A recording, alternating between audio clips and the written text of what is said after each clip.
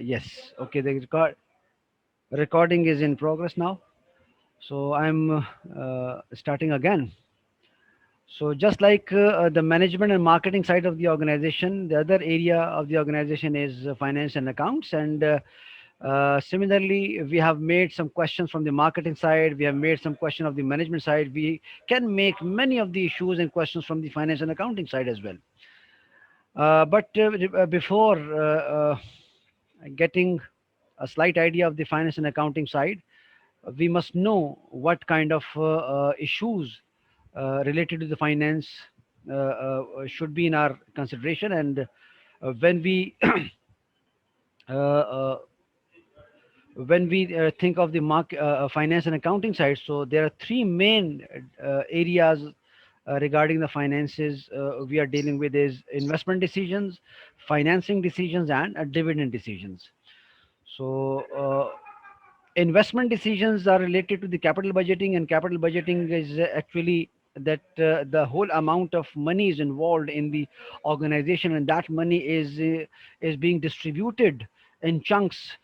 So that kind of a distribution of allocation of the funds into the organization is called capital budgeting. That how much money is directly invested into the capital, and how much is being kept as a paid up capital, and how much capital is being as subscribed capital in the organization, and how much money is being engaged in the inventory, and how much money is being taken as the what we say that liquidity. So before thinking of the financial and accounting issues, we must take these things into consideration. So let's start with the investment decision. Investment decision, as I said, that it is about the capital budgeting, and it is the allocation and reallocation of the capital and resources to project, products, and assets and dividends of the division of the organization. So that is actually called the capital budgeting. And again, I'm explaining that the capital budgeting, if let's say if I'm running an organization, if I'm running some kind of industry, so I must be having some different areas of the organization where I must put my money into different heads. So obviously all the money is not being invested in lump sum to one operation. Some portion of money obviously is engaged in the production side, and some amount of money is engaged in the liquidation side. Liquidity mean that there is a handsome amount of money should be in cash in our hand, so that we can meet our daily needs. And some portion of that investment obviously would be kept into the accounts, like paid up account, like subscribed account, subscribe capital. So all these kind of distribution of money, allocation and reallocation of money or investment is called investment decisions. And then after the second one is financing decisions.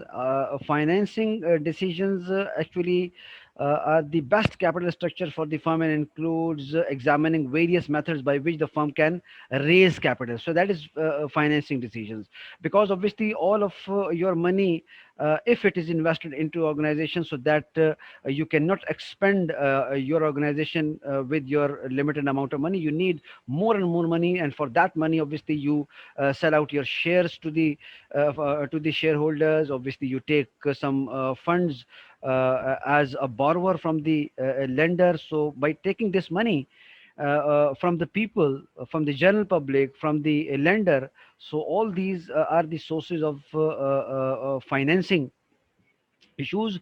So these kind of decisions are obviously are taken into consideration under financing decisions. And obviously in any kind of organization, I would be looking some kind of sources that I may have some more money where I can expand my operations. Uh, uh, I can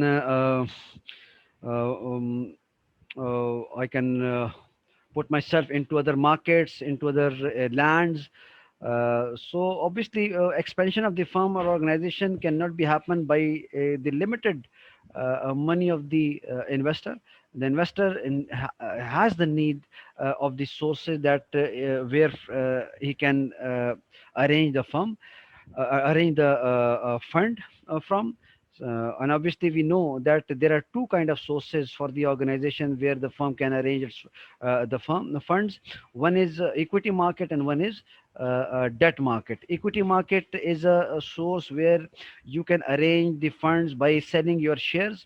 So you share this, you sell the shares to the common public, and people buy your share and put their money into your business. So by this equity market you can arrange money, and how much money you are collecting from the equity market, how much shares you will be selling. So these kind of decisions is also called investment decision and financing decision. And as well as you can borrow money from the banks, you can borrow money from the institutions, you can borrow money from the money lenders. So how much you will be borrowing money from the sources, so those sources also included in the financing sources, and these decisions are also called taken into financing decisions. And the third area of the finance is dividend decisions. Dividends are the distributed profit of the firm. Any organization when earn profit, so definitely that firm will distribute some portion of profit to the shareholder. So the distributed profit to the shareholder are called dividends. And any kind of decision that how much profit should be divided or how much profit should be distributed among the shareholder, this is called dividend decisions. If you have any idea that let's say if five people are there, they're making they're running the stock exchange stock company. So if there are five partners, then the profit that company is earning, that would be distributed not in the five part but in the six part. Five part of profit would be distributed among the investor, so that would be called dividends or distributed profit. And the sixth part of the profit would be gone to the firm's account, obviously, which acts like a person. So sixth, on the sixth, mm, please turn off your mics. I would request all of you are requested to turn the mics off so that we can not be disturbed. Okay. So all kind of these kind of decisions about investments, about financing sources, and about dividend policies, so these kind of decisions are called financing decisions. So dividend decisions are concerned issues such as the percentage of earning paid to stockholders and the ability of a dividends paid over time, and the repurchase or reissuance of the stocks. Dividend decisions determine the amount of fund that are retained in the firm compared to the amount paid out to the stockholder. So the last sentence is explaining that statement of mine, that where I have said that the total amount of profit is being distributed to all stakeholders who have invested the money, and one part would be obviously goes to the firm's account. So it is a decision that how much amount of fund should be retained with the company and how much amount of fund should be distributed among the shareholders. So that is called a decision about dividends. So if you have any idea, slight idea of the investment decisions, financing decisions, and dividend decisions, so you may find many of the areas, many of the questions regarding these issues. But before listing the questions regarding these financing and accounting issues, let's take some detail about the financing ratios. So these are the questions.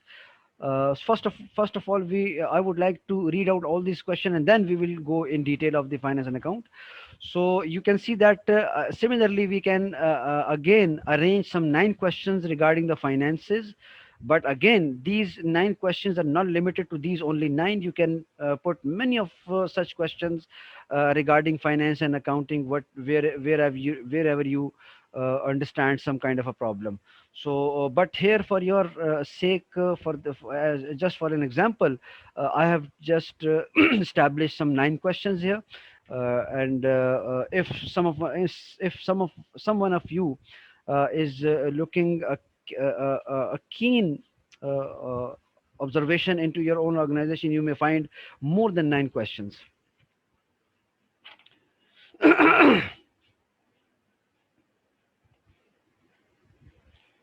Okay.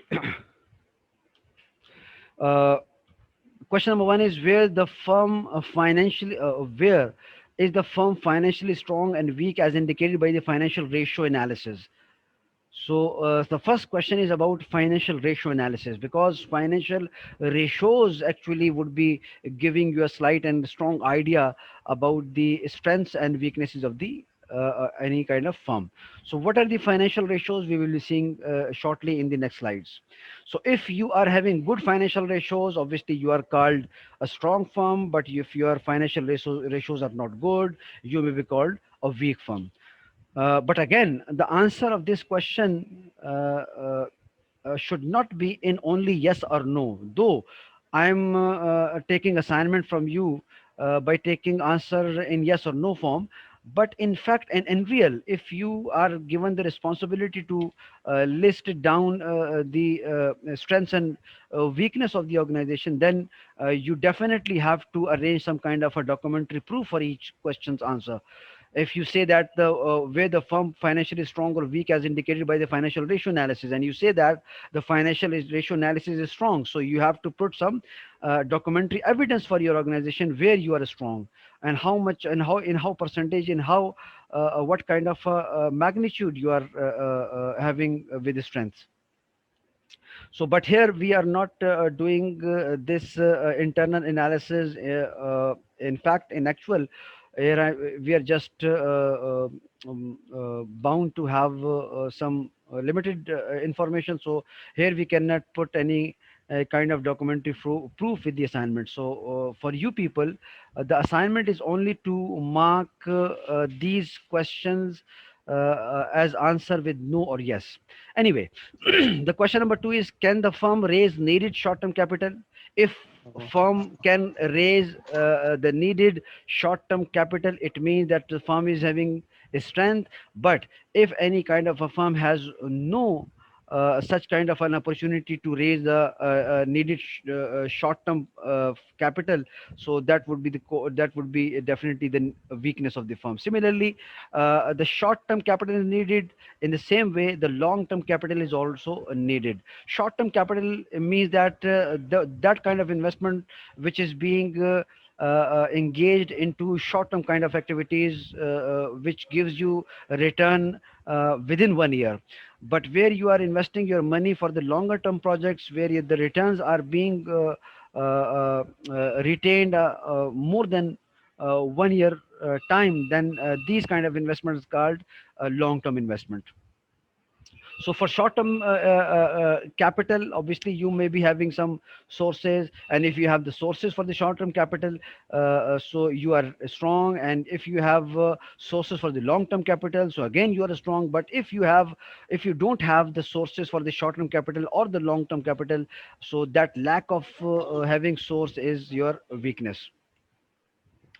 And then, does the firm have a sufficient working capital? Working capital is that kind of capital where you have invested your money into the current operations, where you are engaged in production, engaged in marketing, engaged in transportation. So all kind of current activities, the money is involved in those activities are called working capital. So definitely that working capital needs a continuous flow of money.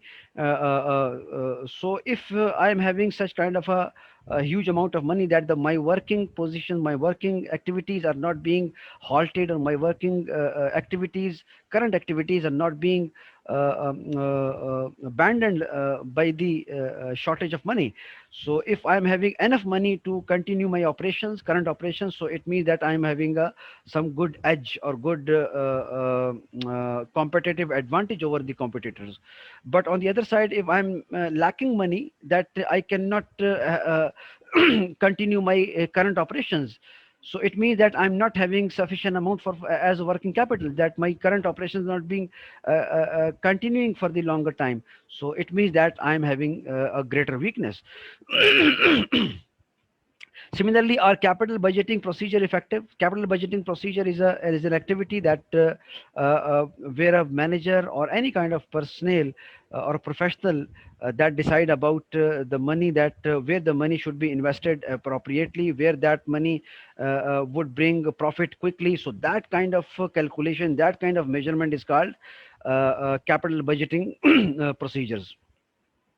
So if you are looking for the some different sources that on project A, on project B, and project C and project D, and you are distributing your money, that and you are prioritizing those projects, that the first we have to put our money into the project A, then we have to put our money project B, then we have to put in our money in the project C. So that kind of prioritization, that kind of a decision where the money should be invested immediately and get the returns quickly. So these kind of decisions are being in practice, which is called budgeting processes or procedures.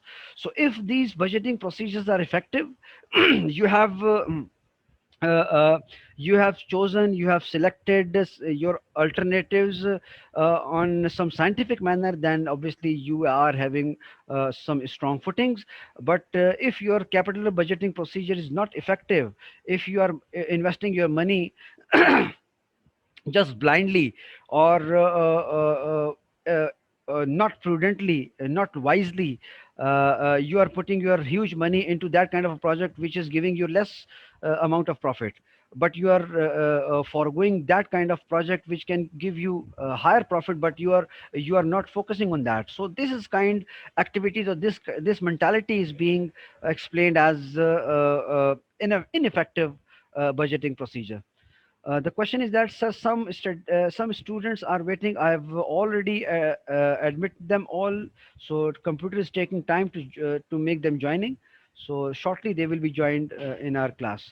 Okay. Then the next question is, are dividend payout policy reasonable? So I have already explained you the dividends. Dividend means that when a firm or a company or organization earns profit, so out of that profit, that organization distribute profits among the shareholders, and those shareholders who have invested money into your organization. So that distributed profit is called dividend.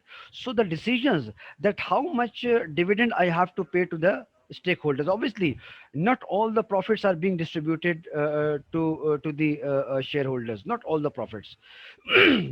Some of amount should may be distributed, and some of amount should be retained with the firm for reinvestment and reinvestment.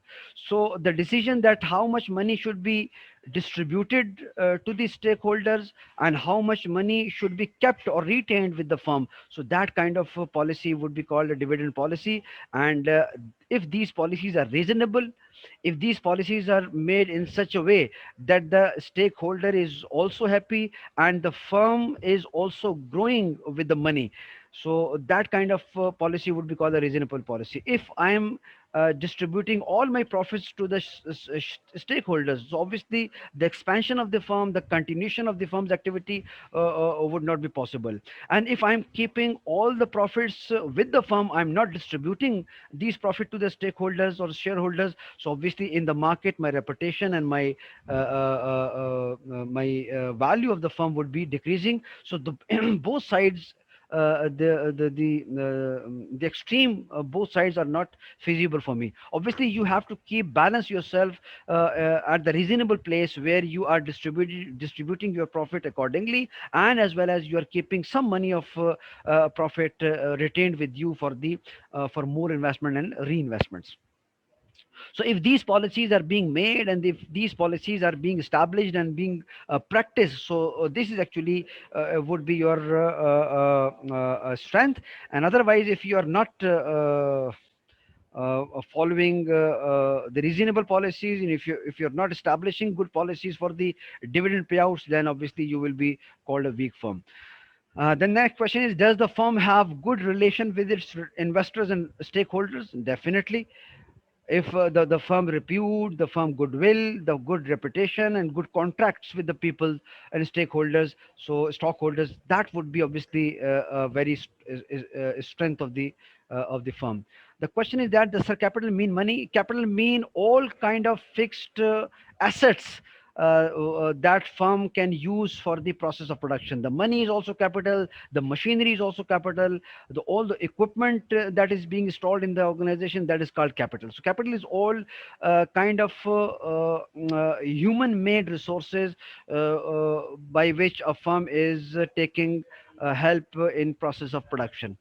So this is actually the definition of capital. All the man-made resources are called capital. The money is there in the capital, the machinery is there in the capital, the technology is capital, the roads are capital, the buildings are capital, the equipments are capital. So all these kinds are under the capital heading. So, capital budgeting is a process. Here, the capital is used in this term. Capital budgeting is a process where, at the start of the organization thinks that the sufficient amount, the particular amount of money, where should I be invest that money appropriately. So, finding out the opportunities, finding out the alternatives, and creating priorities among the alternatives. So this all process or procedure is called capital budgeting. Let's say if I'm having a 1 lakh rupee, and out of that 1 lakh rupee I want to produce or I want to start a business, so I must be having some kind of alternatives. I must be having project number A, project number B, project number C, and then I must be having some kind of a estimation and calculation that if I invest my 1 lakh rupee in project 1, so how much profit would be earning from that project in the near future, and how quickly I can earn my money back. So that is estimation would be done for the project number A as well, project number B, project number C, project number D. And if I estimate all the projects, and then I select or I prioritize for my first choice for the investment. So this kind of procedure and processes are called capital budgeting. The question is that, so what is the difference between finance capital area 1 and 2? Area 1 and 2, area means I don't find where it means that finance capital area. What the term area you are using, I'm confusing here. Main difference between finance capital. I'm sorry, I'm not getting your question. Please elaborate that question in other words so I may explain. Anyway, the next thing is, does the firm have good relation? Okay, it's done. Then are the firm's financial manager experienced and well trained? Definitely, this is the very much important thing to note, because all the financial decisions, rather, no, sorry, no, um, whether it is getting the sources for the short term and long term capital, whether it's to decide about the working capital sufficiency, whether it's to decide the policies, whether it is to decide the budgeting procedure, all these kind of decisions are taken by the financial managers. And if you are having strong and good financial managers, so that makes that all those financial managers would be having good decisions regarding finances. So the question is that again, if the government is providing capital cost for project, etc., and the organization itself has no revenue, then what should be the answer of question 4? Uh, does the firm have sufficient working capital? Okay, it means as a working capital, I have already explained you that the current activities that must be continued for the current operation, and the money for those current activities are called working capital, and that should be sufficient. Now the question is that if the government is providing capital cost for project, it means that the capital government is providing fund, but the organization itself has no revenue. No, I don't think so. That question is very somewhat having good meaning, because if any organization is not having revenue, so why any kind of source would be investing money into that organization? Okay, let's take some differences between the public projects and private projects. So in private projects, all those private organizations which are which cannot earn revenue, so obviously nobody would invest its money into that organization where the revenues are not coming. But in public projects, government projects, there are some projects that are not made for revenue generation. They are not made for revenue generation. They are some kind of social projects, just like you are planting some tube wells into some lands. So that is obviously is not a productive project, because it is one time investment, and it is what we call a sunk investment, because once the investment is being done, then it's gone. So there are no revenue at all. So such kind of projects where the revenues are not there, but for society welfare, for the society betterment, government gives the fund for the organization. So that practice is obviously in common in our culture. But in private sector, nobody will invest in that organization which cannot earn revenues.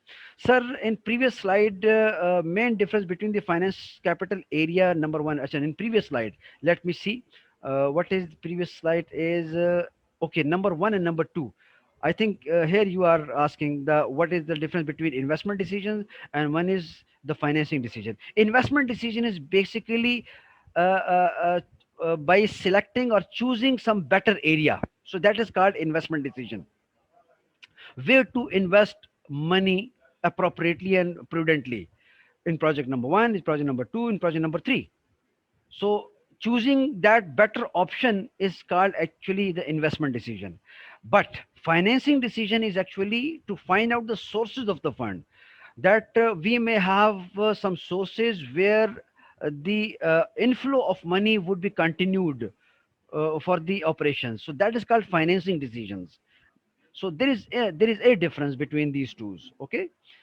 Okay, then the last but not the least question is that is the firm's debt situation is excellent. Debt is actually is the borrowing, because I have told you that the firm may increase or raise its funds through borrowing. Firm or organization may borrow huge money from the people, from the institutions, from the government, from the banks. But taking too much debt, it is also not good for the firm. Definitely, if an organization is running all its business through debt, so that organization would not be a good organization. That is the weakness of the firm. So debts are also taken, the money is being borrowed by an organization for different purposes, but that percentage of those that borrowing money should not be surpassing some thresholds, some limitations. So if you find that similarly, think of yourself that if you want to invest your money into a stock exchange, and you go onto the list, and you find some kind of a firm where you want to buy the share of that firm, but you find that that firm is running its business throughout by the borrowed money. So I by myself would not be selecting that firm for buying share, because that firm is being indebted so hugely. That firm is being taken huge borrowing money from the people. So how can it run its dividend policy, and how would be the profit would be distributing sufficiently? So I would obviously not be ranking that firm in a good list, or in a bright list for the investment. So that is a part of the firm, but that burden should not be too much for the organization. So as I said that I have only just mentioned the 9 points over there. You may find many of other points regarding the finances, and again the answer you are giving to me is in yes or no. But professionally, these answers are obviously are requiring with documentary proof. So if someone says that yes, my dividend payout policy is reasonable, so how would you justify that your dividend payout policy is reasonable? You must be having some kind of a document. You must be having some kind of a procedure. You must be having some kind of a SOPs where your policy is being explained as a reasonable policy. So in professional life, in real life, you must be having some documentary proof against each question out of these. If someone says that yes, I'm having sufficient working capital, so how would you justify that you are having sufficient working capital? So obviously you need to have some kind of a document which explain your current activities, which explain your need of the current need of the money for the current activities, and which explain the sources you have for the inflow of money. So if these reports are matching each other, so that's obviously would be would be the proof and evidence for the sufficiency of the working capital. So in fact, or in real term, obviously these questions are not being answered in yes or no, but all of these questions are being obviously required to have some kind of a documentary proof. So these are the question. Again, 9 questions are there, but again, these 9 questions are not limited to this only. We may have more than that points if someone want to evaluate its organization seriously. So he can find so many points other. Again, in the question number first, we have just termed the financial ratios. So this is actually the main area where the firm's strengths and weaknesses are being explained or identified. If you say that the firm is good, you will be saying on the basis of any kind of financial ratio. If you say that the firm is not good or firm is not working efficiently, so obviously the some kind of financial ratio would be behind that. So what are the financial ratios? These are explained in the later slides here. Financial ratios are of maybe having many of type, but here I have just explained the liquidity ratios, leverages ratios, activity ratios, profitability ratios, and growth ratios. So here I'm just explaining these kind five of ratios. Though you may have find you may find many more of kind of ratios in the Google, but mostly these kind of ratios are being explained or used to figure out any organization regarding its financial position. So first one is liquidity ratio. What is liquidity? Liquidity mean that to have um sufficient amount of cash in hand, because obviously all the money invested into the organization are not often is in form of a cash money, but you need some cash money to meet your daily needs. So how much cash money you are engaging with yourself in your drawers, so that is called liquidity. But that money should not be too much according to your what we can say assets. So these are called liquidity ratios.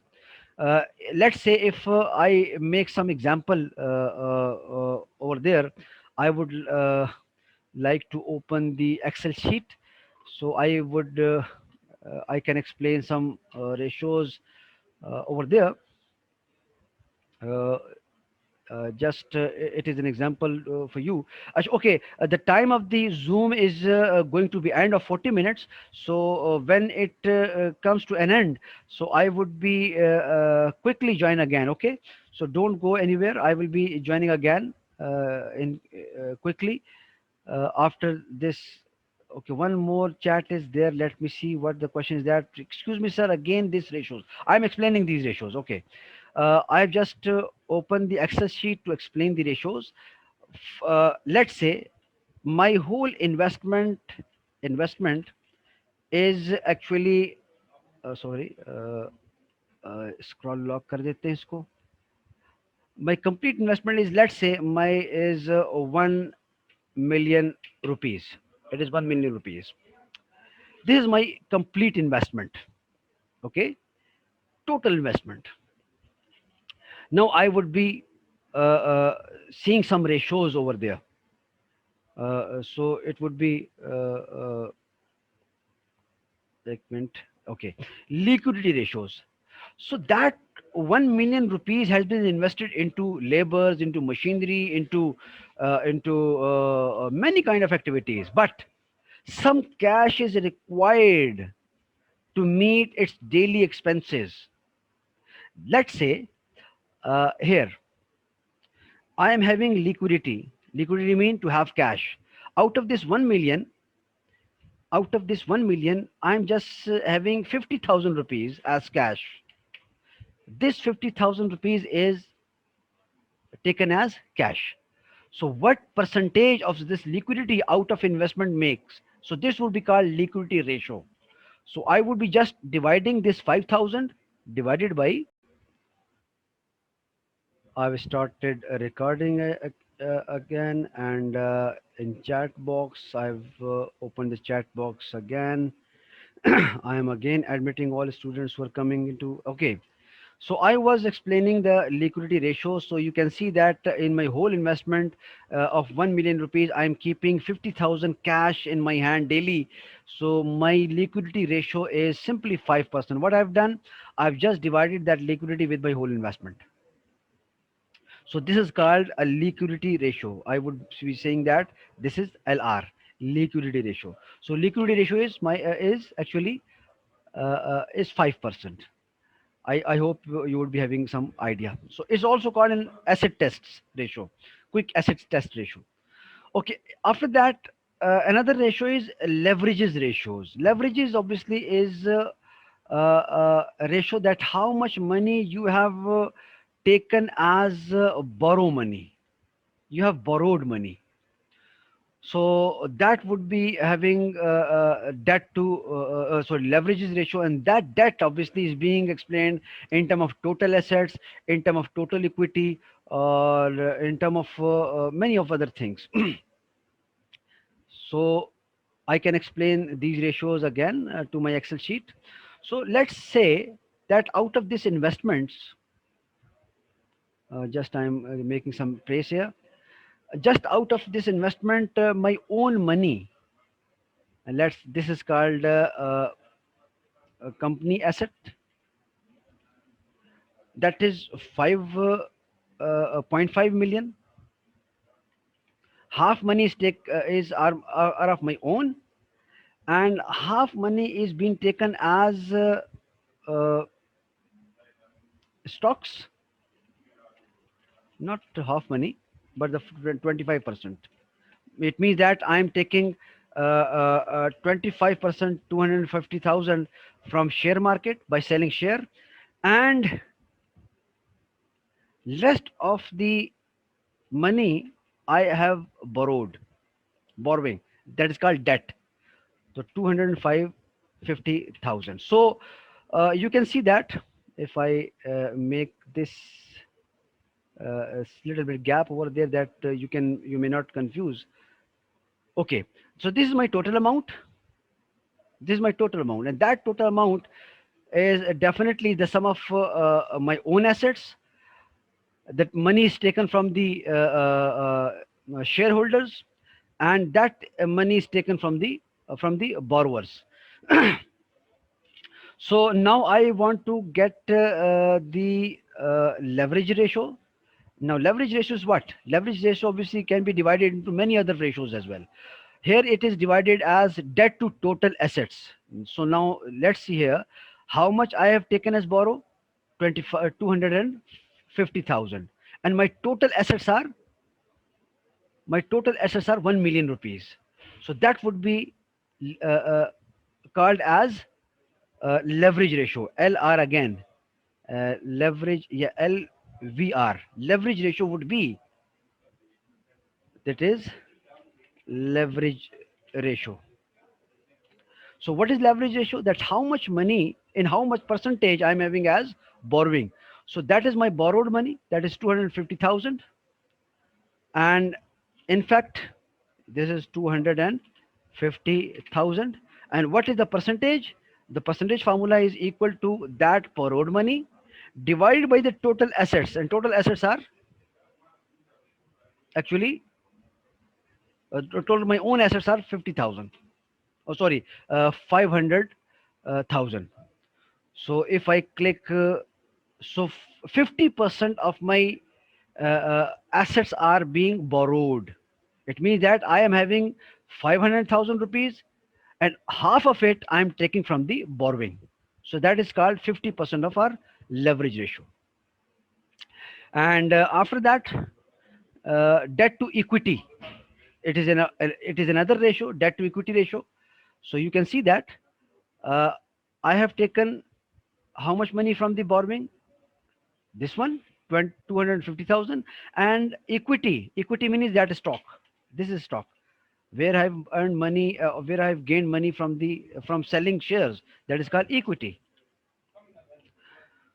So the money is being borrowed, that is debt, divided by the equity. So that would be called debt to equity ratio, which is called debt to equity ratio, DER. So DER is actually the simple ratio of how much money you have borrowed. This is divided by how much money you have taken from the selling share. So this is, so this become 100%. Okay, it might be over there. So this is actually your DER, debt to equity ratio, which is called 100%. It means that the amount of money you have borrowed from the people, the similar 100% amount of money you have gathered from the selling share. So my DER is 100%. So this is called a debt to equity ratio. And after that, another is long term debt to equity, time interested. And so how you can calculate many of the ratios. And after that, another ratio is activity ratio.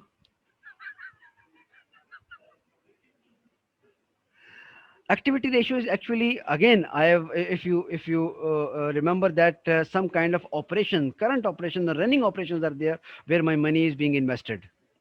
So now I have to see that how much money is involved in inventory, how much money is involved in the fixed assets, how much money is involved in the total assets, how much money is involved in the account receivables, how much money is involved into the what the average collection period, how much the period or how much time you have to collect your receivables. So these kind of ratios can explain your firm position. Let's say if I say that what is inventory turnover. So obviously a financial finance, okay, LR will be up to end of the uh, uh, obviously if some kind of a closed project is there. So closed project means that when the project is turned off, it means that all the money should be invested, and all the returns are being dealt carefully, and there is no backlash is being left for the organization. So obviously, when the project is being ended, it means that it ends all its liabilities. But there are some projects where the liabilities is of the longer time. Let's say if we take the BRT kind of a projects. So BRT obviously is established by the huge amount of money almost. But you can see that the people are involved into the BRT as an employee. The drivers, the stations managers, and the computer operators.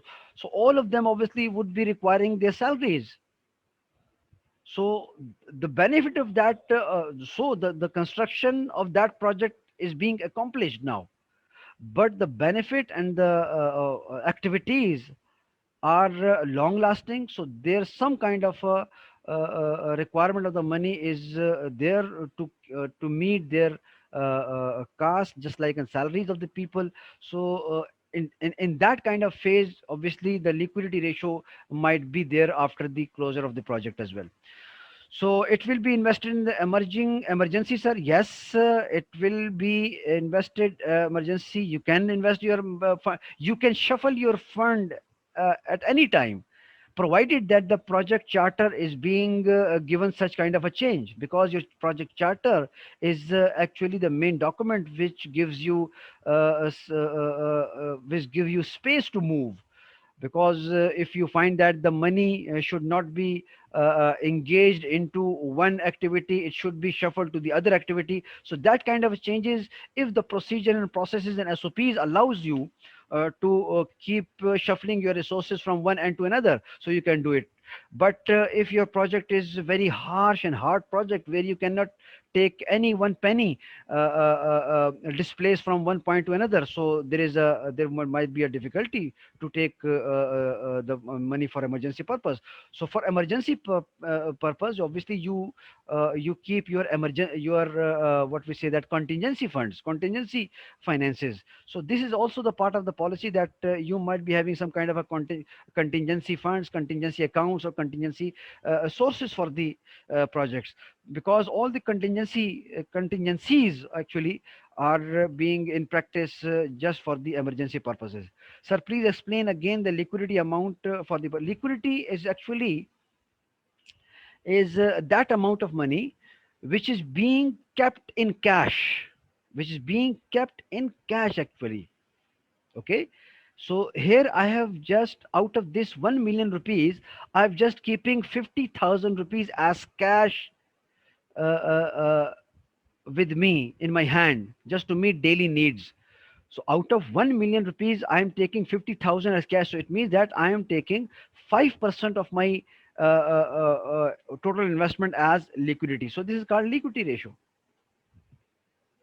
Similarly, obviously, if you're running a shop or general store, so you can see that the some amount of money you keep as a hot cash in your what we say a petty cash, in some kind of a terminology of organizational language. It is called a petty cash, or kind of terms. So that petty cash is actually liquidity. So how much amount of money you are taking as a petty cash out of your total investment, so that percentage is called is liquidity ratio. And after that, this leverage activity ratio, then profitability ratios. Now what, how much the profits you are getting. So gross profit margins are there, operating profit margins are there, net profit margins are there, and return on total assets are there. So when we are talking about the profitability ratios, so three ratios are very much famous. One is return on total assets, one is return on equity, and one is return on investment. ROE, ROI, and ROA. So let's put in an example. So let's say if I am having this much amount of investment in total, this much amount of assets as with me, and this much amount of equity or shareholder money with me. So if I'm earning some kind of a profit, let's say here I am earning a profit here, and the profit is let's say if I'm earning profit of rupees 120,000. So let's say if it is a profit, so I'm earning profit of this much amount. Now I have to see that this much amount of profit, how much percentage is there of this profit in comparison with the investment total. So that would be called ROA, return on assets. Sorry, return on investment, ROI. Okay, said I have invested 1 million rupees and I'm getting profit of 120,000. So I can compare this profit with my total investments. So how would compare? Just taking the ratio. Ratio mean I will be just dividing this profit by my total investment. So this is your return on investment. That is 12%. So 12% is your return on investment. Similarly, another ratio, profitability ratio, is ROE, return on equity. So your profit is 120,000 and your equity money is almost 250,000. So you're just dividing your profits, that is profit, divided by your equity. This is your equity. So 48% is your return on equity. And another thing is return on assets. return on assets. So your personal assets are of rupees 500,000, and you can again take the ratio. It is simple division of your profit divided by your total assets. So that makes almost 24%. So 24% is my return on investment. So 24% is my return on investment. 48% is my return on equity. 12% is my return on investment. So now I have to see either whether these ratios are good or bad. So main thing is this behind this calculation, that either these ratios, profitability ratios, you can see that ROE is there, IOI is there, so many ratios are there. Obviously I cannot take all of the ratios here as an example, uh, but uh, but sir, total investment, okay, I know that the total investment is not assets. I'm just giving you the example. Rest, the finance person would be explaining you about the detail, with that the what kind of asset is total investment, what kind of investment is called total assets. So I'm not going into detail of that financial issues. Just I'm taking you an example over there for just for the layman language. Okay, so you can calculate so many ratios there are. Okay, there are growth ratios as well. You can calculate the net income, you can calculate the earning per share, you can calculate the dividend per share. So obviously I'm not having that kind of a calculation or that kind of information here. So may I can might I be can be able to calculate for you these ratios. But I think so far you have learned the idea about the ratios, so that we can calculate the ratios. But it is not only to calculate the ratios, it is to see that the ratios are actually in favor of us or not. Either these ratios are our strength, or are these our weakness. So that is need to be analyzed keenly. If you remember that I have told you, it is not to put only the answer of these questions. You can see that where the firm financial is financially strong or weak, as indicated by the financial ratios. So how would I know that my financial ratio is indicating my weakness, or financial ratio of my firm is indicating my strength? So first step was to calculate it. We have calculated some of them. So these are the calculation. So I have to see that these calculation are good or bad. Let's say I go to the market and take more information from the market, and I see that the my return on investment is 12%, but the my major competitor is having return on investment as 15%, as 18%. I'm the lowest of them. So that would become my weakness. But if 12%, I see that the 12% in the market I'm getting is the maximum return, because my other firms or my other competitors are not getting that 12%. So same 12% would become my strength. So same 12% or same 48% can become my weakness, and the same 48% can become my strength. So that ratios are not taken absolutely, but that ratios are taken as a threshold, or as a comparative scale for having an idea from the market for the other firms. But sir, offer firms will not give no, no, no, it is not to give the data from the other firm, because all these ratios by law they are bound that they would publish their these kind of ratios on the internet, or publish their these kind of ratios in the their progress report, quarterly or annually or semi annually. So this is by law, they are bound to publish these figures, so no firm can hide these figures at all. So from those information, you can compare your ratios with the other firms, and if you find that your ratios are good than the competitor firms, so that becomes your strength. But if these ratios are not good in comparison with your competitors, so these ratios would become the weakness, or the weakness of the firm. So you have to give some sort of documentary evidence. I've said that If someone say that yes, I am having good financial ratios, I am having a good return on investment, I am having a good return on equity, I'm having a good, so obviously you must be having the data from your own firm and as well as from the market side as well. कितने हैं? एक 20. Just I would be taking 1 minute break from you, just to have 1 2 3 4 5 6 7 8 9 10 11 12 13 14 15 16 17 19 21 22 23 24 24 एक 20.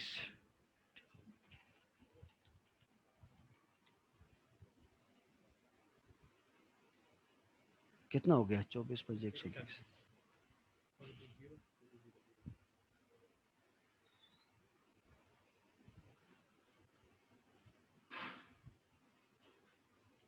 आज क्या तारीख है? 28. Time क्या है? 5:39. 5:40 PM. ठीक हो गया? Thank you.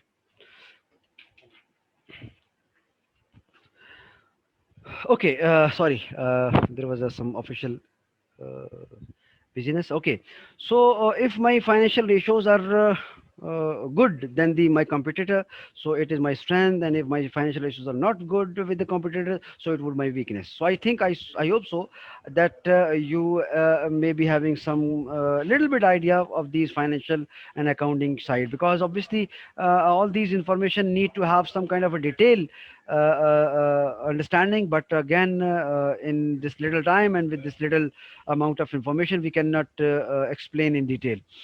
So if I am having the answer of all these questions in favor of me with proper documentary evidence, so that become my strength. And again, if all the answers of these questions are not giving me a favorable answers, then that become my weakness, unfortunately.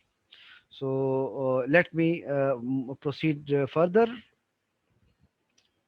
These are the ratios, and now another side of our organization is after finance, it is production and operations. So this is what we may say that it is some kind of uh, activities, basic activity of the organizations, which is which comprises the operations and productions. So when we are thinking about our production and operations, so there are a lot of activities which are being in practice or being in happening in the production and operation side. The production and operation functions of the business consists of all those activities that transforms input into goods and services. So all those activities and processes where your inputs are transforming into output. Obviously, if there is a shoemaking company, so that's obviously shoemaking companies must be having some kind of a processes where they are having a lot of the resources and raw materials in form of the leathers, in form of the fabrics, in form of the other kind of resources. The huge amount of machinery is involved over there. So and the processes as well, because people are working there, machineries are in contacts, plugged in, and all of the technologies are in processes. So all the processes and functions and activities that are running into the production side or in operation sides, so all that kind of activities can be taken into consideration under this heading. Production and operations management deals with the inputs, transformation, and output. So actually, if we see that the production and operations actually deals with these three things: the inputs, the transformation processes, and what the output we are collecting. So all these things obviously deals in the processes. If you see that the basic functions within the production and operations are the processes, the capacities, the inventory, the workforce, the quality. All these basic five issues are in okay, the question is this: please explain question 9 in the previous slide. Question 9. Let me see again. Question 9. Are the firm's financial managers experience? I have told you that all kind of decisions, all kind of planning for the finances, they are done by the financial managers. And if fortunately, if financial managers are experienced, if financial managers are learned, if financial managers are very competent persons, so that's is actually the strength of the firm. But if the financial managers are not experienced, they are fresh, they are not wise, they are not taking good decisions, so that become a weakness of the firm. Sir, transformations mean execution. Yes, transformation means execution. I have allowed the student to come into the computer is taking time. They are joining. I think they have joined. Okay, sir. Okay, what was the question? Transformation. Transformations means obviously the processes where your input become output. So obviously these are the executions. So, in executions, obviously, all the issues and all activities are involved. The processes, the capacities, the inventories, the workforce. Now, what are under the processes? These decisions includes choice of now count. Now, all of you are required to count what kind of issues are there. Number one, choice of technology. Number two, facility layout. Number three, processes flow analysis. Number five, facility location. Six, line balancing. Number seven is number eight is process control. Number nine is transportation analysis. So again, you have just pointed 9 points out of the processes side. So if you are having good technology, if your facility layout is good, layout means that how your office is being constructed, how offices are being established. So this is called layout. Flow analysis are there, facility locations are there, line balancing is there. How the product line balancing is actually a process where the production is being taken into some kind of a line kind of a production. Just you can see that the manufacturing of the vehicle, cars, motorcycle, buses, even though airplanes. So those kind of production processes are called line processes or line balancing. It requires. So if you are having a good line balancing, you must be having you must be having an observation that some bigger computers and robots are being working there, and the bigger computers are picking the doors of the cars, and they're fixing their doors into the cars one by one. And when car is the door is fixed into the car, that car is being flowed forward into the next station, and the second cars come into the operation. So this kind of movement is called line balancing and line processes. So obviously these requires a complete set of information to have a key look into the processes. So if your processes control, if your transportation analysis, and these 9 areas I've just mentioned, the 9 points out of these processes. So if these processes are good, these processes are competitive, if these processes are well established in your organization or firm, so it is your strength. And otherwise, if these processes are not good, you're lacking somewhere behind, you're deficient in some processes, so that becomes your weakness. And the capacities, obviously the production capacity is there. These decisions include forecasting, facility planning, aggregating planning, scheduling, capacity planning, how much you can produce monthly, daily, weekly, queuing analysis. So if you are doing these analysis good, and if you have a good capacity plan, you can meet your demand in short term. If you can meet your demand in the long term, you can meet your demand when a sudden demand comes in front of you. So it means that you have a good capacity planning. But if a sudden a demand come from the market to you, and you're not capable to meet that demand quickly, so it means that capacity planning is weak. So if your capacity plan is good, obviously you can meet your short term, long term, and medium term demands. And to be having a good capacity planning, it is a strength. And to have not good capacity planning, it would be a weakness for you. Then the other is inventory planning. Inventory planning are the decision involved in managing the level of raw material. One, work in process. Two, finished good three, especially considering what to order five, what when to order six, and how much to order seven, and material handling eight. Those 8 points I've mentioned over there. So in all that areas, if you are doing good, if you are having competitive advantage over the competitors, so that become your strength. And on the other side, if you are not having a competitive advantage, if you are losing something, if you are having deficiency over the some areas, so it means that you are not a good firm. And the next thing is workforce. Obviously you are dealing with the people, you are having employee you are working with. So those employees, if they are unskilled, if they are skilled, if they are unskilled, so if they're skilled, this is strength. If they are unskilled, this is weakness. So there's a clerical and managerial employees are there. And you do some kind of a work management for them.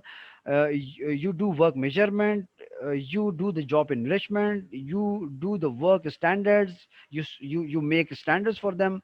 And obviously you do activities for the motivation for the employees. And if you're doing good in all areas of these mentioned points, so you may be having some strong points. So here in the workforce side, I have just shown you the skill 1 2 3 4 5 6 7 and 8 points I've shown you in the workforce area.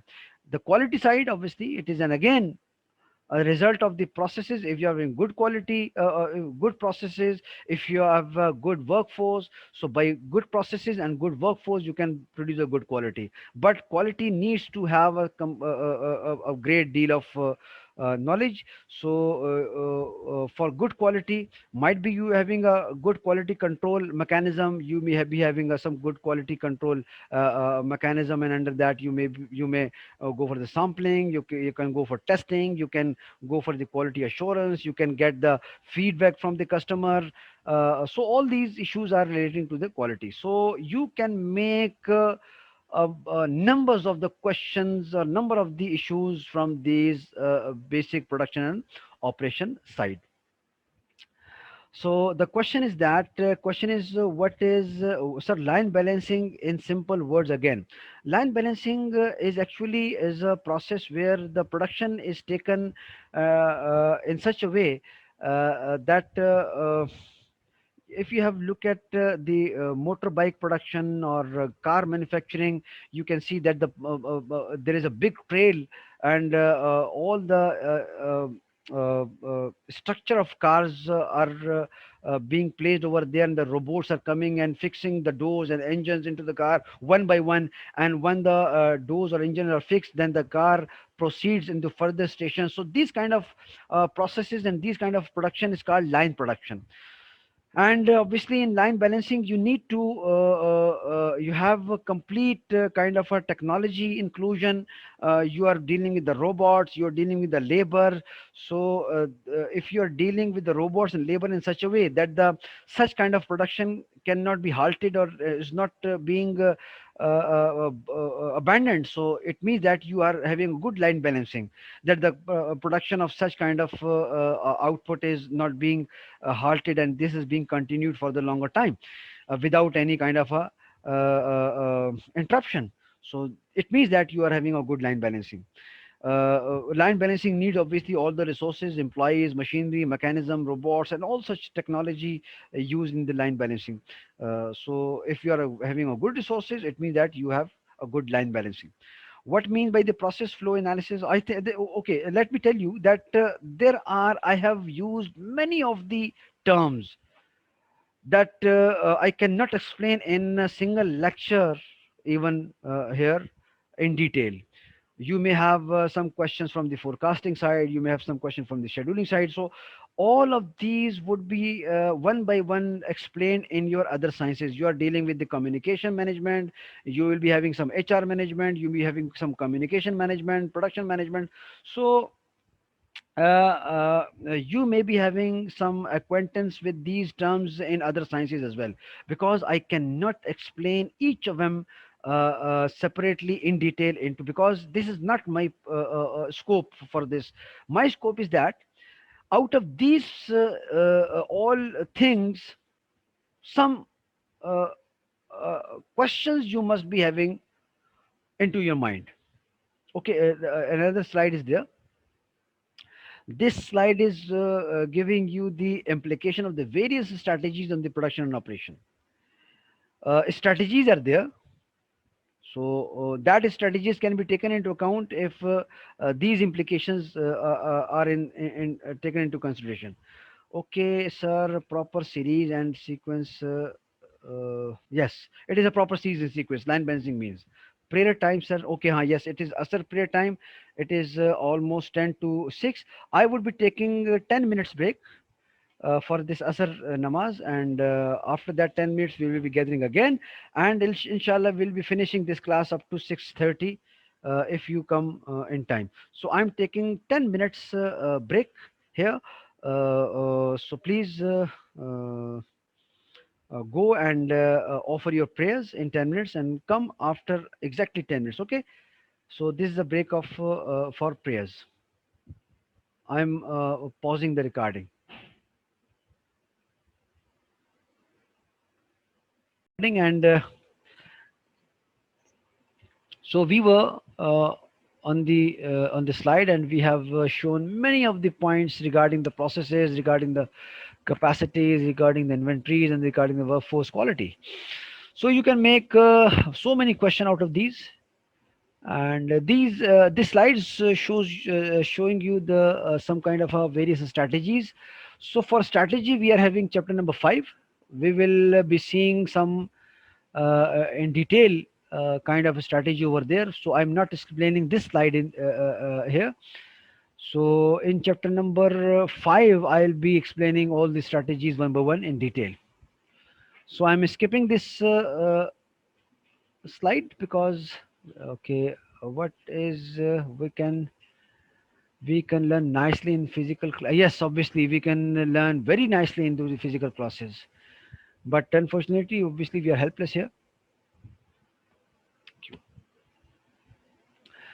Production and operation side, obviously, we are having these kind of questions, and questions such as the following should be examined. Are supplies of raw material, parts, and sub-assemblies reliable and reasonable?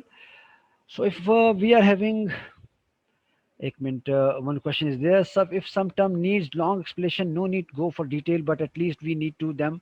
Obviously, where I find that it is necessary to explain, so I would do definitely go for detail. But where I find that the detail is not necessary for you at this stage, so obviously I will be skipping that detail. I'm sorry for that, but again, this is the after effects of these online classes. So obviously in the online classes, the time management is too much what we can say that critical, because we have to take care of the time and as well as the load of material as well.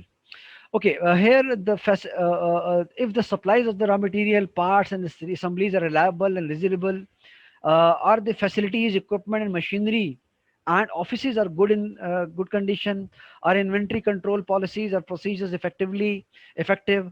Are quality control policies and procedures are effective? Are facilities, resources, and market strategically located? And does the firms have technical technologically competencies? So these are the general 6 questions are taken from this slide, but I have told you that only not these 6, because I have mentioned 9 points from the process side, 8 points from the capacity side, and such. I may have many more points where I can make such kind of a questions. So if I'm analyzing myself, I must reflect for all these issues. And again, if the answer of these questions are going in favor to me, so it will be my strength. And if the answer of these questions are not going in favor to me, favor of me, so it means that this is my weakness. And again, for professionals who are doing this job professionally and in real, so they have to make a long list of questions, and after at every question they have to give some sort of a documentary evidence as well. So if I'm doing good in all these areas, so I'm strong, and if I'm not doing good in all those areas, I'm not good, I'm weak. And if I'm being equipped with the latest mathematical information and documentary proof, so that would be very fine thing to analyze my organizational rigorously. After that, I'm having a research and development area. And you know that in any kind of organization, what a research and development area is doing for. This is the fifth major area here. Firm pursuing product development strategy especially need to have a strong R&D orientation. Obviously, that kind of a firm which are continuously developing its product, so that continuous development in its product is not possible without having this R&D, research and development orientation. So there may be a two kind of R&D structure. One is internal R&D, where you have one separate section into your organization for research and development, and one is external R&D or contract R&D, where you hire some sort of services from the research and development organization, where that firm do research for you. So any kind of a firm is, if it is having its own internal R&D structure, so that is a very bigger competitive advantage over the competitors. So that is your strength. So regarding R&D, these kind of a question we may have. Does the firm have R&D facilities? If yes, it is our strength. Are they adequate? If they are doing adequately, so this is again our strength. If outside R&D, matlab outsourced R&D firms are used, are they cost effective? So this is a question. Obviously, if I'm giving some money to other firm for having research and development for me, but if he is taking too much money from me, I can manage my R&D my own. So that would be not be a good. So if I'm having research and development from outside with the least cost, so that would be a good for me. Are the organization R&D personnel well qualified? Obviously, if the people who are working in the research and development must be qualified and must know about the research processes. And are R&D resource allocated effectively? Yes. Obviously, research and development definitely needs money. The question is, sir, previous and current slide also, no. Previous, this slide is this one, where the table is here on 424, 425 slide is out of the scene, but here we have explained this table, this slide, and now I'm explaining this one. Okay. Are management information and computer system adequate? Obviously, we need to have good management information system. We need to have good computer systems, updated technologies. So that's how we can go for the better research and development in my organization. And after that, the next thing is communication between the research and development and other organization units effective? Yes, that is the main question. That if other organizations, sorry, other sections of the organization, if they are not very well aware that what is being running into the research and development area of the organization, so this is not good. Communication should be very strong, because all other sections, if they are if they are known that what is happening into the research and development area, so that then they would become able to set themselves according to the upcoming technologies and upcoming developments.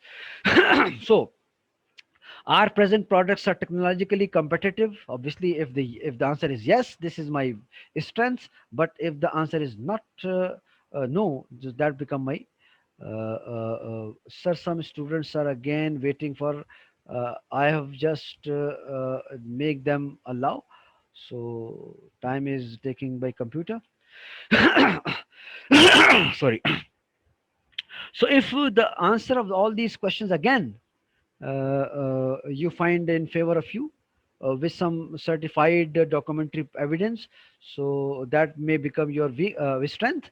But if the answer of these questions are not going in favor of you, your figures and your ratios, and if your calculations are not good in the market, so then that become your weakness. Sir, is these questions are included in the assignment? Yes, these include. So all the questions we have done today, this is the next part of your assignment. Continue your assignment with the answer of all these slides questions as well. So that would be a completion of your assignment today's lecture. Okay. And the last side of the organization is management information system, what we can say MIS. Every company, every organization is having some kind of a computer a system, computer softwares, computer programs for the communication. Just like you, that you are having MIS or computer synergy into your system, where you go and you can find lot of information from that computer by logging in to your page. So this is stuff is called management information system, where we can, as a teacher, we can find many of the reports, many of the memos, many of the information that are obviously driven for us, and we can see from the computer. They can, even though the mail. The email obviously is being updated day by day for having information. So all these system is called a management information system, where the computer is basically is being used for these information. Even though your mobile phones are be now in practice, that all the memos and all the directives are coming to your mails and your mobile and your WhatsApp even. So even though that we are using WhatsApp as a group for the class intimations and class commencements information, so this kind of a system is also called a management information system. So if you're taking it officially and professionally, so this is what we say is a management information system. Sir, we will answer in yes or no. Yes, you can answer only yes or no in your assignment. Okay. Uh, Again, and sorry, this is management from system. This slide is, sorry, this slide is mixed with by the R&D. So this slide is also not included in your, because this slide is I think copy of this slide mistakenly. So I'm having just going to the directly a question to the management enforcement system. You can see that the 10 questions are there. Again, in the assignment, you will be answering these questions in terms of yes or no. Do all the managers in the firm use information system to make decisions? Obviously, you can see your organization and you ask them that all the managers are using these information system for making decisions. If they are saying yes, so it is your strength. But if say no, it would be your weakness. Sir, inventory control. Inventory control. Inventory means that in your resources, physical resources, equipment, raw materials. So all the raw materials and equipments are not used directly to the production side. So some amount of raw materials and resources you are keeping in your hand for some time. Even though your finished product you are not selling directly to the market, you are keeping some product in your stores. So that store kind of stuff is called inventory. So if you are keeping some resources and some product in your into your store and in godowns, so that is obviously a engagement of a money idle into your processes. So that money is called inventory money or inventory control. Okay, then next we are going to these questions. Our data is information system in update regularly, and are these effective passwords or entry into the firm's information system? Are strategies of the firm familiar with the information system of the rival firm? Obviously, you need to check that the MIS of your organization is good, then your competitors. If your MIS is good, then your competitors, then you are having a strong strength. But if it is not good, than that them, then it is your weakness. Then do all the users of information system understand and the competitive advantage that information can provide firms? Or computer training workshop? Obviously, one can find this easy if he is given the training of that computer. Definitely, if your organization makes some kind of a software, so first of all, that organization would make some training for you to understand that software. So if you're trained for that, you're good. If you're not trained, you're not good. Is the firm information system continually being improving? Yes, this is again improvement is always welcoming, and this is good for the organization. So again, answer of all these questions is going in favor of you. That will become your strength. And if all the answers are going against you or not in going favor of you, so that will become a weakness for the firm. So, my dear students, I have told you about all these issues, and after that, this is the internal factor evaluation matrix. Just leave it on, because these kind of matrix would be detailed in the chapter number 6. So here, the last slide was the slide number 30, management information system. So this is all about the internal assessment of the organization, and so many points and so many questions you have made for having answer as yes or no. Obviously, in all those slides, all those questions, some question would be going in favor of you, some question would be going not in favor of you. So the questions going in favor of you would be your strength, and the question are not going in favor of you would be called a weakness. So after that assignment, there must be some kind of a table or a list would be made with you, where you find your organization on the yes side and on the no side. All the yes side would be the strength of the organization, and all the no's in the no side would be called a weakness of the organization.